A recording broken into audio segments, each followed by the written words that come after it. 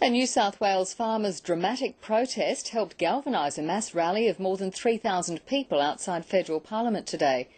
They say state laws stopping them clearing native vegetation from their land have allowed the government to meet its Kyoto Protocol obligations, but landholders haven't been compensated.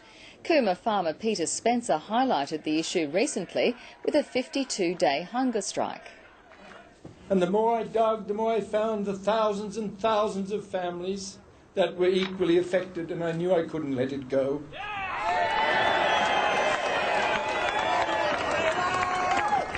I will do my damnedest to ensure that no political party that I am associated with takes away people's rights without compensation. The Prime Minister says he doesn't know of any Commonwealth action on climate change that has reduced farmers' property rights. More than 3,000 farmers have rallied outside federal parliament protesting against the loss of land clearing rights. New South Wales grazier Peter Spencer first highlighted the cause by going on a 52-day hunger strike which ended last month. It's a simple choice. Do you abandon the property rights of hard-working Australian farmers, or do you affirm them? The farmers are demanding government compensation for state vegetation laws which prevent them clearing their land. More than 2,000 farmers have rallied outside Parliament House in Canberra, calling for property rights to be enshrined in the Constitution. Organisers claim their rights have been eroded by state-based laws that ban land clearing due to native vegetation laws. Farmers say this has compromised their ability to develop their land and want compensation from the federal government. New South Wales grazier Peter Spencer recently spent 52 days on a hunger strike in an effort to get compensation.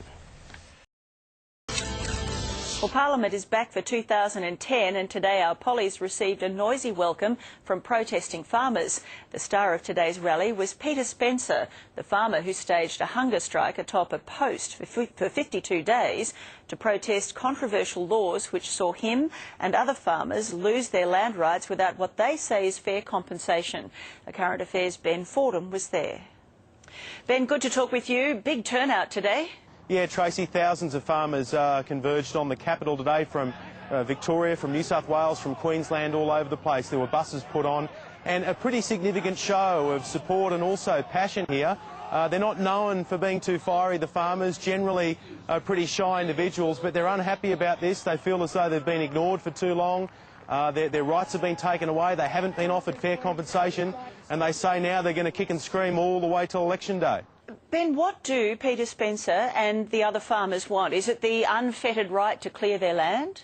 Well, first and foremost, they want a royal commission into how all this came to be. Essentially, these laws go back to the former government, the coalition government, but they also have state government fingerprints involved as well, and now the current government is the government of the day. They want a royal commission into how all this came to be. How did some of their land get locked up and stop them from farming, which is what they do, and why weren't they offered proper compensation from day one?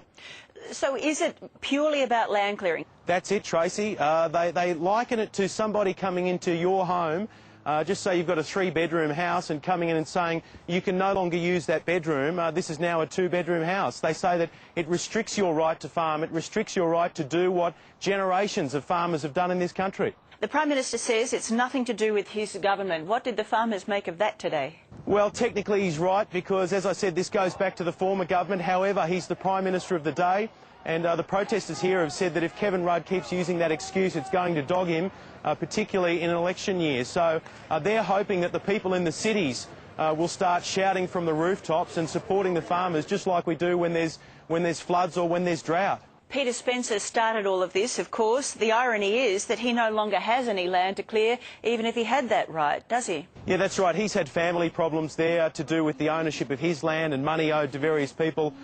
He's now taking off on a speaking tour. He says he'll go around the country to try and rally as much support for the farmers' cause as possible. So if there's any country town, any suburb, where even 10 people are willing to turn up to a town hall or a park, Peter Spencer says he'll be there. All right. Thanks, Ben. Good to talk with you as always. On you, Trace. Ben Fordham in Canberra.